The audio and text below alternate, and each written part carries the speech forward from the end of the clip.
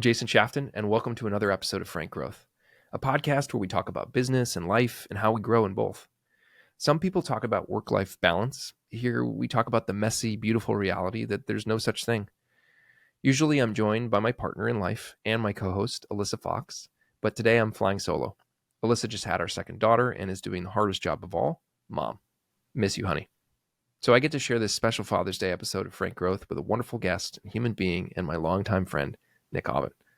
Nick is the co-founder and CEO of Commons Clinic, an all-inclusive service that provides bundled orthopedic care with transparent pricing. The healthcare system is broken, and they're rewriting the rules, making care more accessible, affordable, and effective. I've known Nick for 10 years, and he was our first non-engineering hire at Heal, the startup I co-founded. I've watched as Nick's launched multiple healthcare startups, got married, had kids. We actually invested in Commons Clinic, Nick's most recent venture. I am a Nick Aubin superfan, if it's not obvious. Nick is an expert in healthcare, fundraising, and building high-performing teams and businesses. He's dynamic and funny, and I love that he doesn't take himself too seriously. He's also incredibly passionate about his work. He's a great dad, too, and I'm excited to discuss all things business and fatherhood with him. Nick, welcome to Frank Growth. Thank you for joining me on this special Father's Day edition. Thank you for having me, and good to see all the dads. Yeah. Hey, dads, what's up? Let's do this. It's a fun fact that you just mentioned, and I didn't realize this, but it is National Donut Day. So shout out to the dads on National Donut Day. That's the day we're recording this episode. Yeah, more like a shout out to all the dad bods, and shout out to the dad bod. Yeah, reminiscing to old bodies that we no longer have. Give us the quick Nick story. How did you get here? I have a pretty boring, suburban white kid story. Like, I grew up in Northern Connecticut, went to a small little liberal arts school up in Maine, Colby College, played a couple sports, had a lot of fun, didn't do a ton of work, and was fortunate enough after college to move out to LA and very quickly fall in love with the startup world. That's how you and I met. But I was working at my first job, which was at a media business working on 20th Century Fox's theatrical releases. So, X-Men comes out, they spend a boatload of money. Where does it all go? They want to think of cool stuff. Well, that sounds like an awesome, sexy job. It was me pretending to work most of the day and actually dreaming about, what I wanted to do with my life, and found my way to a then stealth stage startup, which I found on AngelList, and walked through the door and met Jason Shafton, who became my boss, and was really the beginning of my love affair with startups and falling into the world of healthcare and trying to make the world a better place. But that's it in a nutshell. And you fell in love with healthcare, and that was your first job. And I'm still the best boss you've ever had. I don't want to hear you say anything after I say this. And then that's not where the story ends, though, because you joined your first startup and you learned a ton. And I can safely say you know way more about healthcare than me now. And so you do the Heal thing. You're at that startup for a while, and then you decide to leave because. Yeah. So in 2017, one of my closest childhood friends unfortunately passed away from glioblastoma, which is brain cancer. And in my early 20s, while we were working on Heal, this house call business, I was just intoxicated in love with building startups, and the healthcare stuff hadn't really hit me yet. It hadn't really become something that I needed to do. And when my friend Davey passed, to me that was kind of my boy to man moment, and made the decision to really devote my life to building healthcare businesses. And I set out. I left Heal in early 2018 and set out on my own to go build a new virtual oncology business, building basically a virtual clinic telehealth platform to support oncology patients and kind of coordinate and work with oncologists in the community, help them deliver better care. Was fortunate enough to raise some permanent capital from a great family office investor that at the time also owned Cancer Treatment Centers of America. Worked on that for a few years before ultimately being part of a larger transaction with City of Hope, which is a great cancer center. And then I started Commons Clinic, which is what I'm doing today, which, if you're familiar with One Medical and all of these kind of new age technology-enabled care models that are bringing a consumer sentiment and a kind of an elevated kind of point of view to clinical care, we're doing that for specialty services with an initial focus on orthopedic care. So if you need a joint replaced, I'm your guy. I'm really glad I don't need a joint replaced yet. Yeah. But I think to summarize, like you went from media agency world and like big Marvel movie campaigns to, oh, this is like, I'm obsessed with startups. I want to do startups. This like life event happened where you lost somebody really close to you and you're like, I happen to be doing a healthcare startup, but I actually really do want to do healthcare and I want to fix it. And then went on Nailed it. to start Tribe. And you kind of glossed over this, but you were a part of a transaction. You actually kind of became a part of a much larger entity and then went on to start Commons. And I think your arc when it comes to startups is like exactly why I wanted to start this podcast, because the amount of growing, you talk about boy to man mode, but the amount of growing that you've done, right, like through these multiple levels, like you're now playing startups, healthcare, business on expert mode, and we were like on less sophisticated mode when Yeah, we I think met and it's started working together. I think it's more of failing upwards is probably the That's reality. the But humility. That's the yeah, humility talking. I disagree. I think you've done amazing stuff, and I know for a thank fact you. that that good things are continuing down the path, which is why I was like, whatever you need, I got your back. So I couldn't help but invest in Appreciate you. this one. Yeah. But thank you for sharing that story. And I will. There's one detail you left out that's very important. Uh, Along that journey, you met your now wife and mothered Yes. 2 kiddos. So when Yeah. what year was that? Remind me. Uh, my wife Natsumi and I, we actually met she went to USC, University of Southern California. We actually met at the bar on USC campus during a football game in October of 2015. So we're coming up on, what is that? 8 years, 9 years together. Oh my gosh. Wow. And how old are your kiddos? I've got an almost 3-year-old and a 6-month-old. And you're running a startup. This is like life Indeed. and dadding on expert mode. And they are not separate. It is all in one little, like it Yeah. feels like 200 square foot room most of the time. When I opened up this episode, I talked about how work-life balance is an illusion. Like it's just messy, beautiful, Yeah, and it's all smashed together all the time. And I think absolutely. that probably accurately describes what you're experiencing. It's actually unavoidable, but Yeah. yes, I would love some separation. If anyone hears this and has some ideas, like hit me up because Yeah. I'm constantly figuring it out. I think we all would. Our wives aren't here because they're doing the hard job of being moms. But when we talk about hard things, what is the hardest thing that you're doing right now, personally, professionally, both? The hardest thing is growing up. Professionally, Commons Clinic. Just for context, we've raised $34 million, including a $20 million Series A Whoop, whoop. last year. Yeah, thank you. And it's like more money, more problems, right? Like the more opportunity that you have, you spend that money. You need to go raise money. You need to go hit milestones. But I think the building the business and raising kids is very much the same. It's like each new phase means you need to grow into a new person, and that might mean that if you're a seed stage founder or bootstrapped and you have no board or no board that matters, like it's you playing single player mode. And Yep. as things progress, like it becomes multiplayer mode, and you have accountability, and you have to grow into the adult in the room. Again, whether you're managing a board, managing investors, managing a company, or whether it's for your kiddos. And so I think the hardest thing that I'm doing right now is going through those evolutions, both personally and professionally, and like figuring out how to be a better man, better CEO, better dad, like all these things at once, and doing so with a lot of really great role models in each of those, but also trying to bring my own unique identity to it and kind of be forceful. So that's a little vignette into like the period of time in my life that I'm at right now.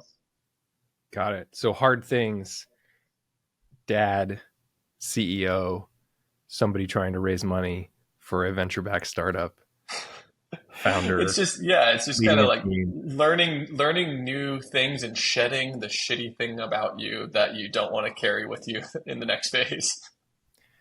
Yeah, we all have shitty things about us that we have to Indeed. shed, whether or not we are able to do it. And I think getting to that next phase, whether that's going to your, raising your Series B or having the second kid, like you got to level up. And you talk about single player mode. I think what you just described is like massive multiplayer, right? Like you're playing Yeah. an online game with everybody all the time. Yeah. Indeed. So we talked about why you decided to do healthcare, and like I feel like at the time your friend passed away, you told me this, but I did until you just brought it up just now. I had forgotten, and so it's actually beautiful that a lot of what you're doing is a tribute to that relationship, that friend, that person in your life, and also, it's a real hard problem that you're trying to solve. But because it's a really hard problem, why do you keep doing this to yourself? Why are you still doing healthcare? What has made you say, I'm not going to give up until we actually fix some of the broken pieces of this system? Oh man, I don't know if this is the most satisfying answer. I think it's inertia and egomania. I think. Well, It's no, very satisfying. yeah, well, on one side, and I think that there's something to be said about having like fresh eyes on old problems, and I had those maybe at one point in my career, and maybe still do have like irrational optimism about what healthcare can be, but now I think I personally have created such a probably unique combination. Like if I'm Liam Neeson, like I've got a particular set of skills here that I think make me yeah, that make me particularly like well suited to kind of keep compounding those skills and using them.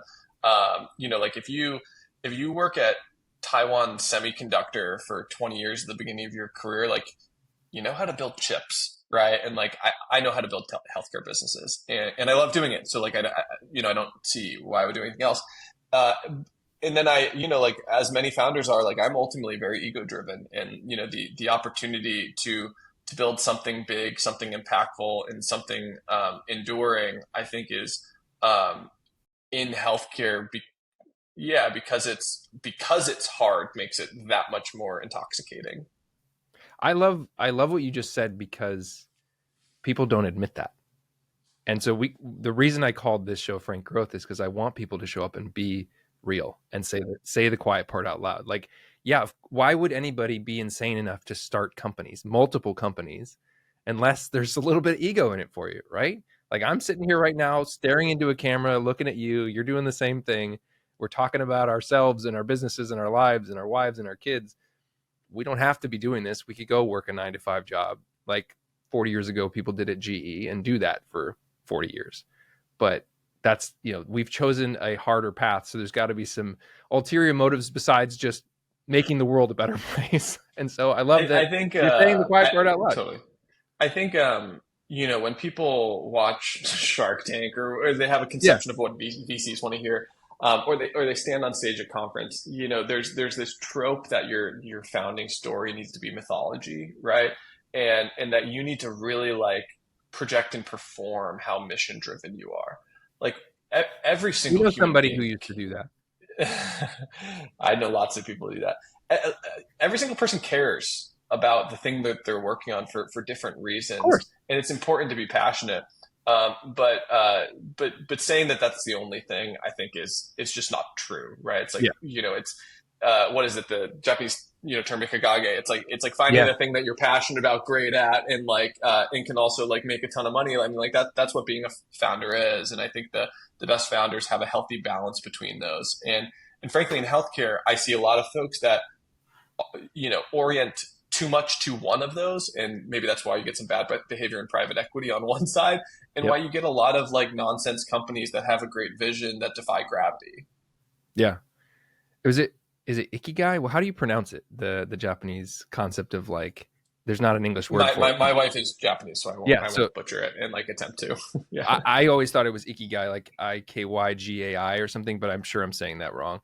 But it's this multi Venn diagram essentially, right? Where at the center is this kind of enlightenment, fulfillment, where all the things line up and it works, right? And I think I love that you brought that up because I'm obsessed with that concept, and I think it's something that eludes most of us. So it feels like you're in pursuit of that, and I want that for you, and I want that for everybody. But the reality is we're all works in progress. So tell us, and tell people who are trying to do this hard stuff too, what do you wish you knew when you started that you now know?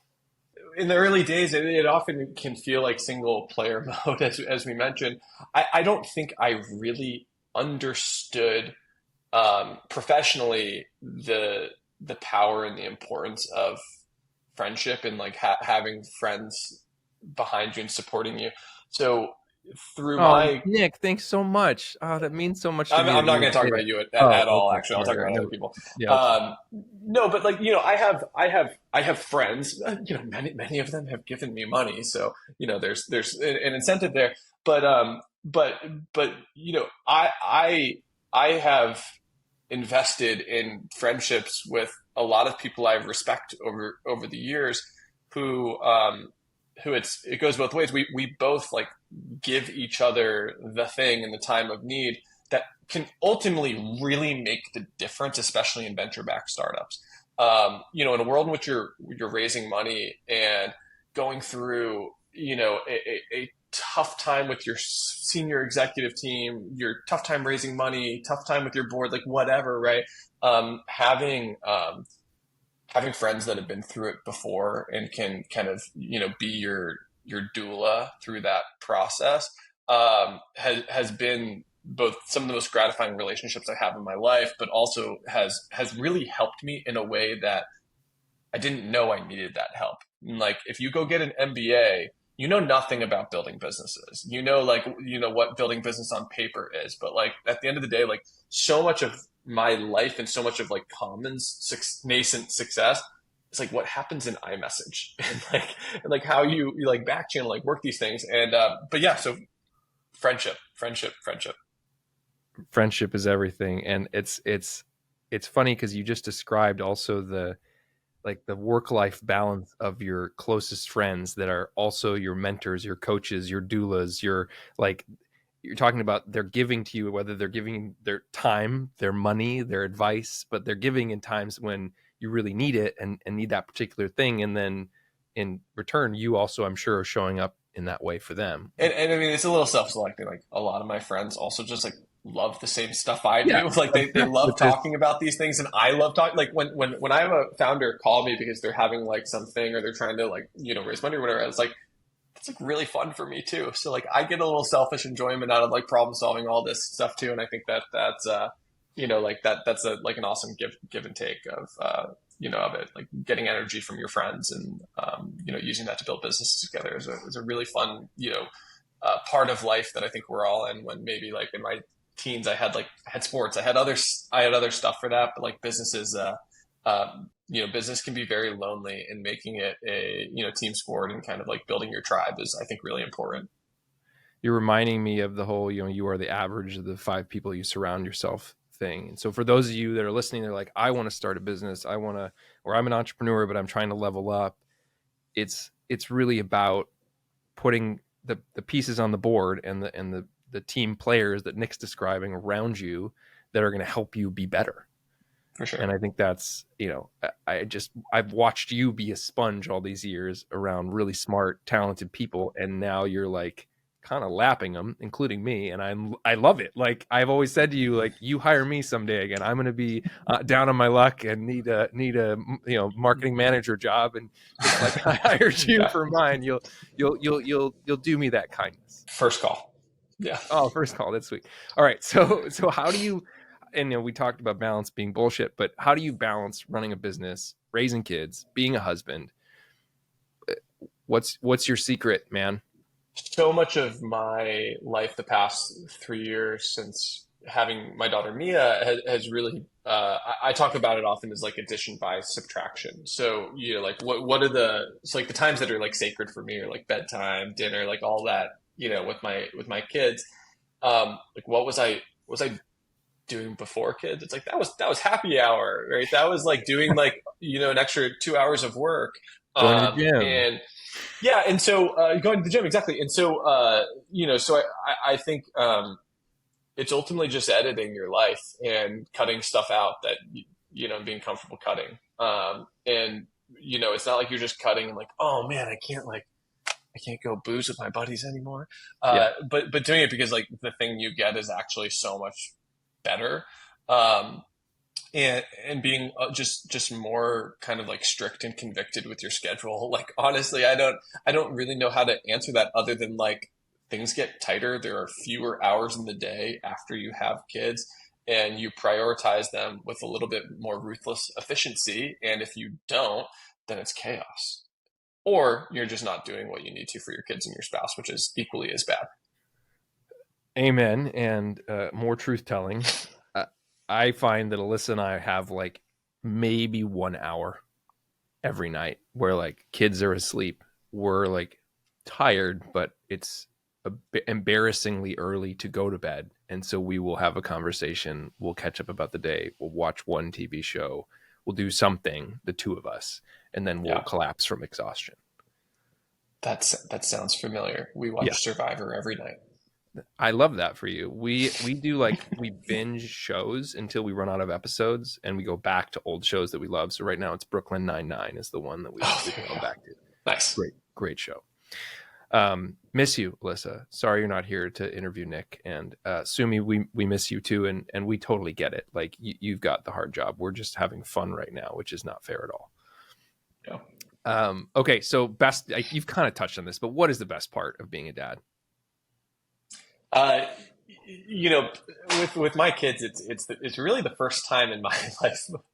Again, going back to egomania, the first time in my life that I've been more excited for someone else's success than my own. Oh, And so my 2.5, almost 3 year old Mia, we've been taking her rock climbing every Sunday. There's a beautiful rock climbing gym in Austin Bouldering Project, with a great kids section. She's the only one there at 8 a.m. in the morning, and she's like yay high, but climbing like I think it's like maybe like a 16 foot, like rock wall, and like for whatever reason, because little kid joints like are magnificent. She looks like a professional climber up there, and like she gets to the top, and it's like no big deal.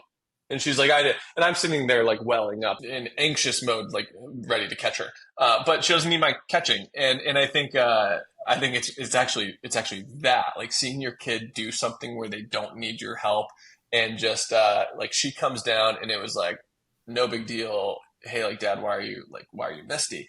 And she'll be like, all right, I'm done now. Can we go get a popsicle? And I'm sitting here like, you just did something that like, how does a 2 year old like do that? Seeing that and seeing that like in your kids every month, every day, like every leap is just so cool, and that's by far the most gratifying thing.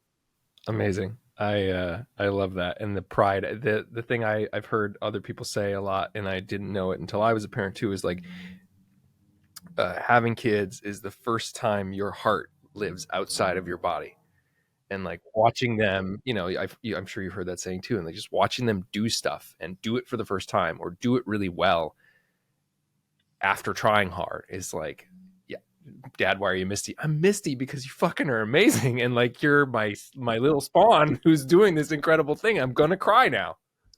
What is the hardest part of being a dad?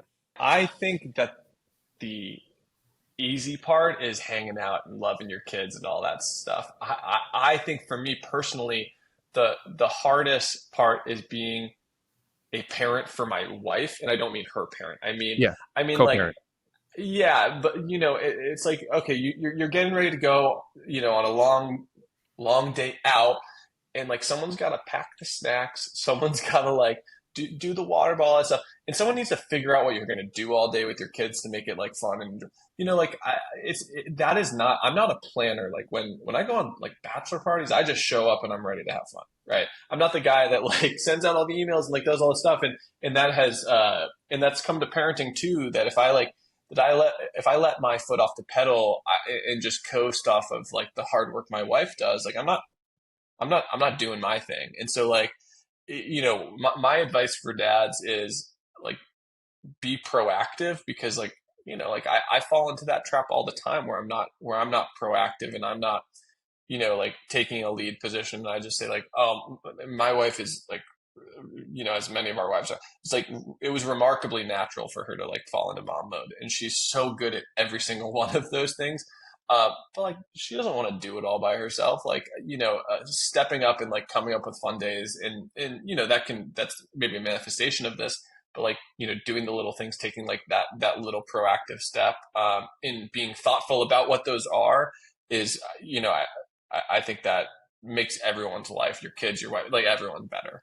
Yeah, it's not the 1950s where we come home and she's in the kitchen, she's made dinner, she's watched the kids all day, and she hands us a martini and says, how was your day? Please take a load off. Here's a lit cigarette. Like, actually showing up and being a co-parent with your partner is a real thing.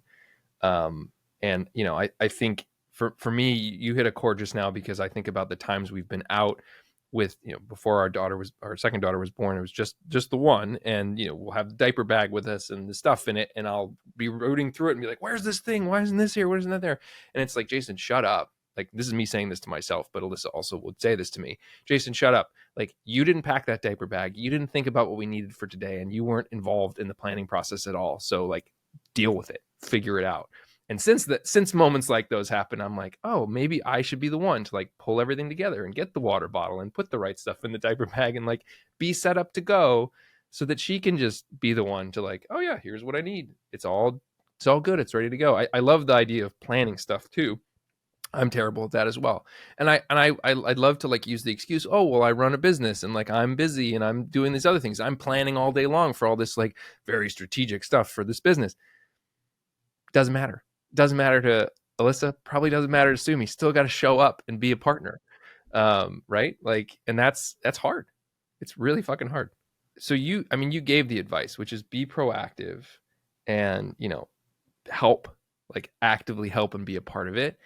And I think you've been saying all along the quiet part that nobody's saying out loud, but is there any kind of like, final thought on that front, where it's like, when we think about all the dads out there that are trying to run or start a business and also be a great partner and be a part of a family, what's the quiet part that people don't say? That not everyone's a good dad, and it's earned. you know and I think looking back, I thought certain things about being a dad were going to be really easy for me. Like I talk for a living, right? Yeah. And like, but when you have a kid who's like, and I really remember this at like a year, 18 months, when Mia was definitely there and following me around and like wanted to engage, and like it was not natural for me to just like babble to her and talk to Yeah. her, engage her, right? It's like, it's easy to be on your phone, it's easy to like, Yeah. like whatever, play with some toys, but like let your kids just kind of do their own thing. And then I saw it was so natural for my wife, and I'm sure she would say that she tried so hard every day. You got to actually like put in the reps, and like always. I know everyone talks about being present, which I struggle with every day.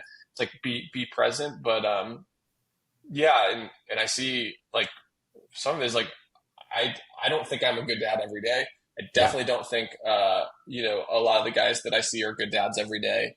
And we're not going to be good dads every day. And but it's trying to stack good days that I think is really hard. It's like, it's no different than how you show up at work, how you show up, if you're whatever, like if you used to be an athlete, you gotta like, the thing you're doing today is actually like, what you control. And yeah, I don't think I'm as good at that as I can be. Yeah.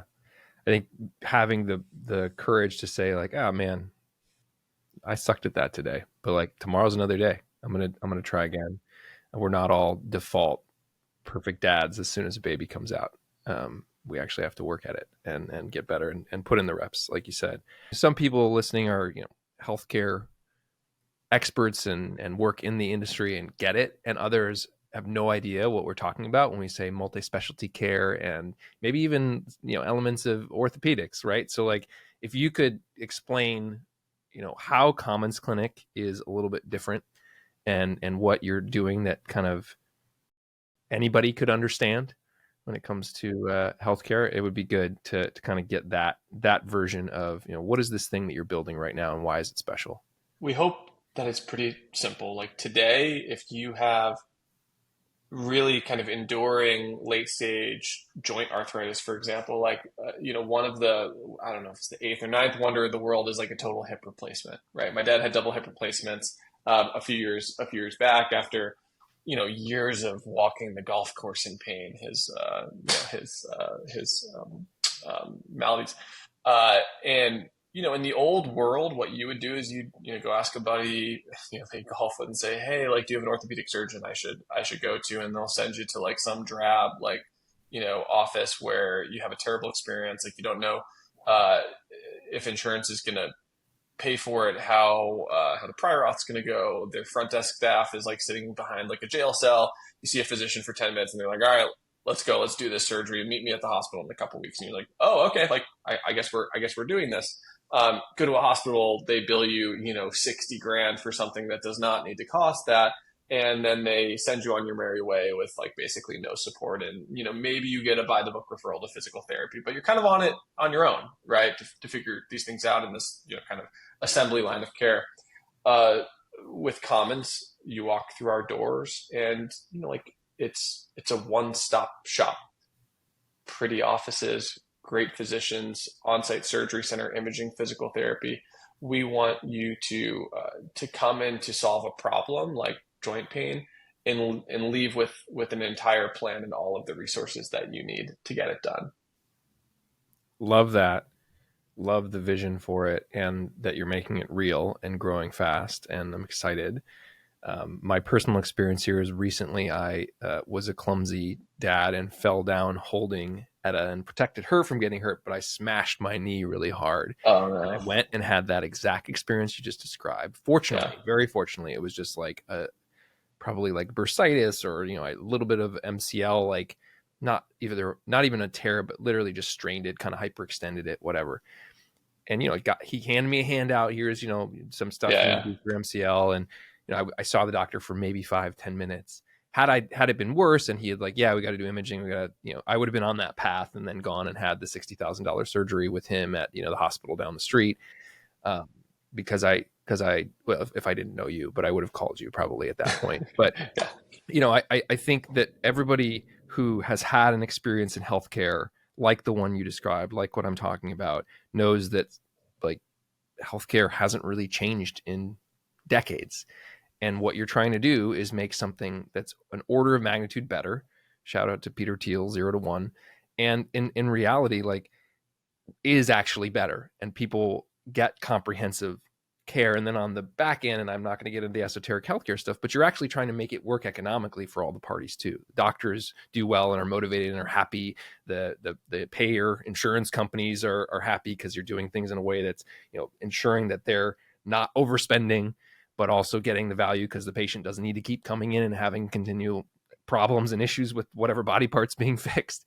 And I think that's like, that is truly fixing things. And it's not taking, we've talked about this before, a point solution, like, oh, we're going to do the surgery better, but like, good luck with the rest of it. Like, you're thinking about the whole person, the whole patient. And I love that. I can't remember who said this, but there's some famous CEO said there's two ways to make money in this world. You either bundle something or you unbundle it. And in our case, we're bundling it, right? We're taking that assembly line and we're putting a bow on it and saying, hey, we've got the solution for your problem, and we're going to do it under one brand, one umbrella, one physical location, and make something that was really hard, beautifully done. Yeah, it is. And if anyone goes to commonsclinic.com, that's the website, right? Yeah. Commonsclinic.com, you'll see it on the website. The website's beautiful. Go to just like a random orthopedist in your neighborhood and their website's not going to look like this. Nick and team have taken an approach that is elevating, and making healthcare modern, which is awesome. And we all need that. And then the experience, I hate to make this analogy, but it works because people can immediately understand it. It's like walking into this clinic feels like you're walking in more to like an Apple store versus like a dirty old Circuit City. Like it is a much better experience for the patient, which is awesome. So congrats on everything you're doing and what you're building. Let's switch to the more rapid fire. So these are like quick questions, quick answers. Tell us what you think. What's something that people don't tell you about being an entrepreneur that you wish they did? What people don't tell you about being an entrepreneur is that success is actually, and in this order, a function of your tolerance for pain. And I know this firsthand, to your luck, and then your actual capability, how smart you are, how good at building that business you are. It's not reversed. Nick, what's the best dad hack? The best dad hack is the Yodo. If your kids are anything like mine, and like the only way they can focus is if you like sit them down and read them a story, the Yodo is that on easy mode. It's like a little card that you put into this little. It's like a personal boombox for your child that can tell them Disney stories, and it's amazing. What parenting app or resource could you not live without? The parenting app or resource that I personally could not live without is the Nanit, but not just the Nanit, which is like this fancy camera to watch your kids while they're sleeping, but the Nanit background noise. I pop my AirPods in, I like clean dishes, I work out, whatever, and I can listen to my kids and feel like a good dad while I'm doing stuff for myself. Amazing. Also have the Nanit. This is not a paid sponsorship. They have not paid us to say any of this. It is a great product. And it is active right now, and I am watching my youngest sleep in her crib as we talk this, and I have the sound off because I see her on my phone screen. Yeah. I'm with you. All right. Last rapid fire question, Nick. If you could go back and tell your pre-dad self something, what would that be? If I could go back and tell my, like 20 somethings, like living it up in LA pre-dad something, it'd be like move to the suburbs. Like, having a big house, having a backyard, setting yourself up for your own little world that you can just have as like an amusement park with your kids is the best. And like we put in turf a couple of years ago and swing sets and all that stuff. And it's way different than like, being close to restaurants and bars in the major city. Like life changes, and like be ready for it because it's more fun. It's better. Again, I have to call out that you just said something that people don't say. People are like, oh, move to the city, go like live it up. You can raise kids in the city, whatever. Like, no, you fucking can't.